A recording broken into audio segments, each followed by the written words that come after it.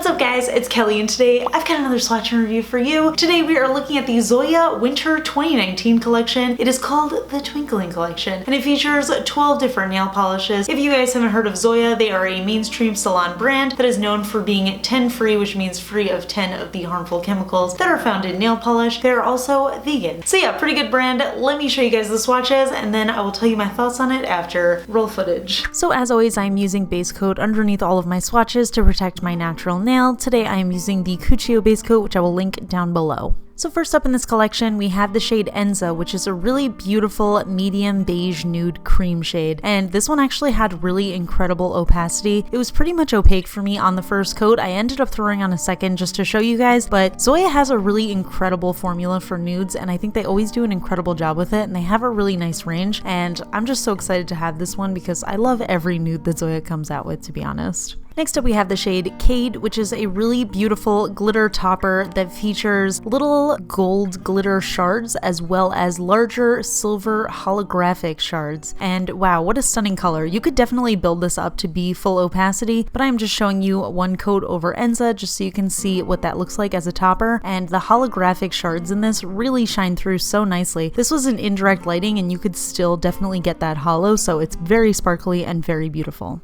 Next up we have the shade Steph, which is a really soft baby pink beigey kind of blush cream shade, and this is another one with just an incredible formula. Zoya has really nailed their cream formula, especially for these lighter polishes. They never feel chalky or difficult to work with, and they're always self-leveling, which means they're just super easy to apply. This one I did end up doing 2 coats for full coverage, and I thought it looked absolutely gorgeous. It's just a really nice palette cleanser. Next up we have the shade May, which is a really beautiful dusty rose cream shade, and this one was actually really opaque too. On the first coat I got pretty much full coverage, but I was having a little bit of trouble with self-leveling. I think it might have been because I didn't have enough on the brush, but on that second coat I was able to smooth that out and get nice full coverage. It did dry slightly darker than it applied on the nail, but I still think it's a really beautiful shade and it's just a nice, again, just a palette cleanser type of shade. Next up we have the shade Rosa, which is a really warm, bright, neon, almost pink shade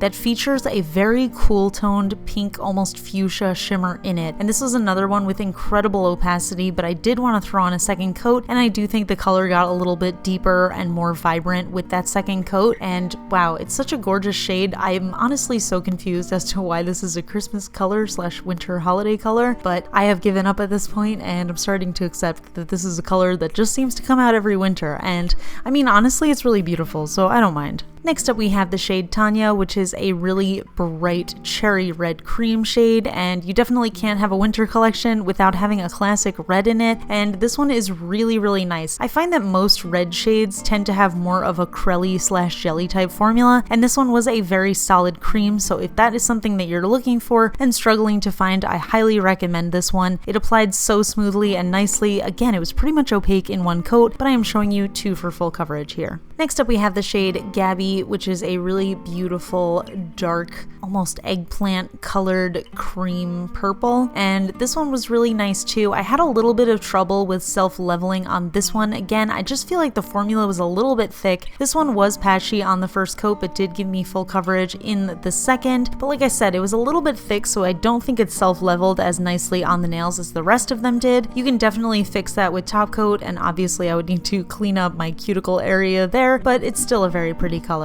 Next up we have the shade Sedona, which is a really dark vampy brown shade that has a really intense, almost coppery kind of shimmer running throughout it, and I absolutely love shades like this where they're just so dark on the nail you can barely tell what color they are, but when the light catches them and catches that shimmer, it just makes it such an interesting and unique polish, and I really love this one. It actually reminded me a little bit of OPI Every Month is Oktoberfest, but I'm pretty sure that color is more on the purpley side, whereas this is more on like the brownish orange side. This definitely feels like a fall color to me, but I could definitely see myself wearing it in the winter. It's just really beautiful. Next up we have the shade Jen, which is a really stunning dark royal blue shimmer, and this one was actually surprisingly pretty sheer on the first coat. I did manage to get full coverage in 2 coats, but if you have long nails, you might actually need a third. That being said, this color is absolutely stunning. This is absolutely beautiful for winter. It's like a nice jewel tone. It's so beautiful and dark, and it has that really rich sparkle going on. So I don't know, it's just a really stunning color, perfect for Hanukkah, perfect for winter, just perfect for everything. It's really beautiful.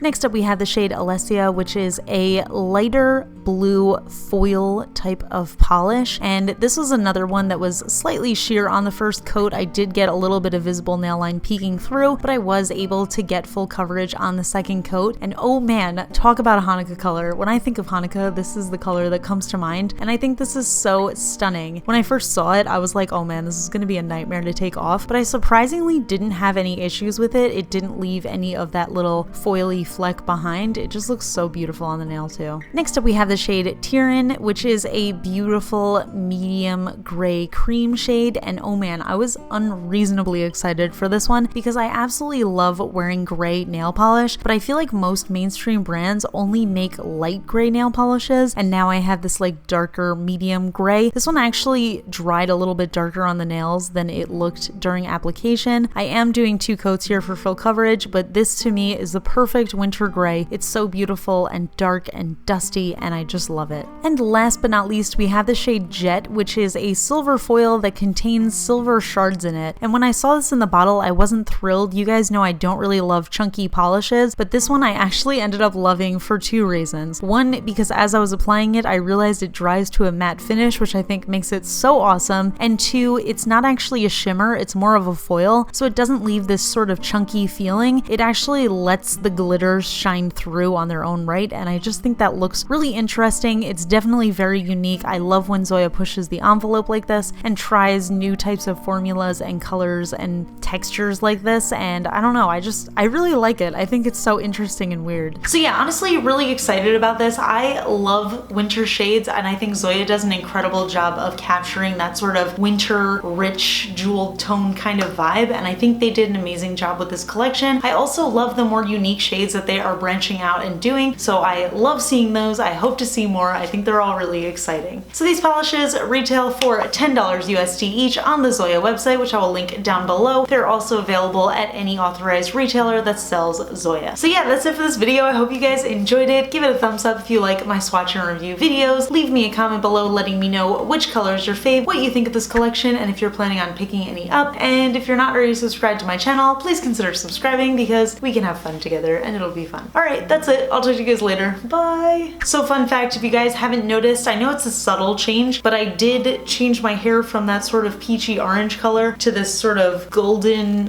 orangey yellow color, and I definitely prefer this. I was actually really self-conscious for whatever reason when I had that orange color. I think I'm just not used to having like more pastel-y kind of shades, and I know you guys hate the way I say pastel, but I honestly don't know any other way to say it. Pastel? I don't know. But anyway, yeah, so I wanted to do something that was like a little brighter and a little bit more me. I think it's still lighter than the type of colors that I normally do, but I kind of wanted to branch out, try something different for October. Probably be changing it soon, but we'll see how long this lasts. Anyway, that's it. I'll talk to you guys later. Bye!